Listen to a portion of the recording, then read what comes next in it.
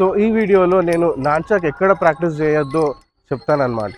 So మీరు nunchuck ఎక్కడ practice చేయొద్దు అంటే, ఏ ఏరియాలో అన్నా నాన్చాక్ లాఫుల్లీ రిస్ట్రిక్టెడ్ అయితే అక్కడ ప్రాక్టీస్ చేయొద్దు. ఫర్ ఎగ్జాంపుల్ ఆఫీసెస్లో కానీ, స్కూల్స్లో కానీ, ఏదైనా గవర్నమెంట్ ఆఫీసెస్లో కానీ నాన్చాక్ ప్రాక్టీస్ చేయొద్దు.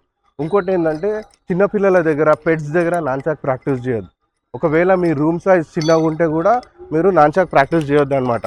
సో చిన్నగా రూమ్ సైజ్ ఉంటే ఏమవుతుందంటే, డిస్టెన్స్ ఎక్కువ లేకపోవడం వల్ల నాన్చాక్ మీరు ఫ్రీగా తిప్పలేరు. దానివల్ల మీకు ఇంజురీస్ అయ్యే ఛాన్స్ ఉంటుంది. సో చిన్న రూమ్స్లో కూడా నాన్చాక్ ప్రాక్టీస్ చేయొద్దు. అది కాకుండా ఇంకేంటి ఏంటంటే, ఫర్ ఎగ్జాంపుల్ మీ ఇంట్లో టీవీస్ ఉంటాయి కదా, టీవీస్, మిర్రర్స్, ఫ్రిడ్జ్ అలాంటి ఐటమ్స్ ఉంటాయి కదా.